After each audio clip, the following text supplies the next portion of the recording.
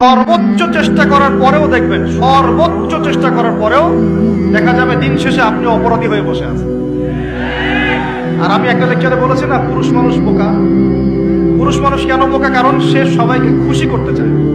সে চায় মা সুখে থাক, বোন সুখে থাক, স্ত্রী সুখে থাক, যদি আরো স্ত্রী থাকে ও সুখে থাক, সন্তানরা সুখে থাক, সবাই ভালো থাক।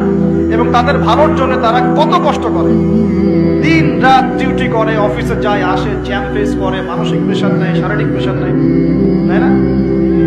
অথচ এই কষ্ট কিন্তু মহিলারা বোঝে না। বোঝে? সবাই বোঝে না। আছে অনেক ভালো স্ত্রী আছে, কিন্তু সবাই কিন্তু বোঝে না। মনে করে যে পুরুষ মানুষ মনে হয় ভোগবাদী, খালি মেয়েদেরকে ভোগ করতে চায়। অথচ অথচ সবাইকে সুখে রাখার এই চেষ্টায় একজন পুরুষ দিন শেষে নিজেই সুখী হয় না। বহু পুরুষ শেষ বয়সে গিয়ে একাকিত্বে ভোগে, একা হয়ে যায়। এই জন্য বলছি, ফ্যান্টাসি বাদ দেন। ফ্যান্টাসি বাদ দিয়ে হালাল রিজিক হয়েছে, একটা নেককার পরহেজগার মেয়ে দেখে বিয়ে করে ফেলেন। ব্যাস, তাকে নিয়ে দুনিয়ার ছোট্ট জীবনটা কাটিয়ে দেন। আর জান্নাতে তো হুর করে অপেক্ষা করছে।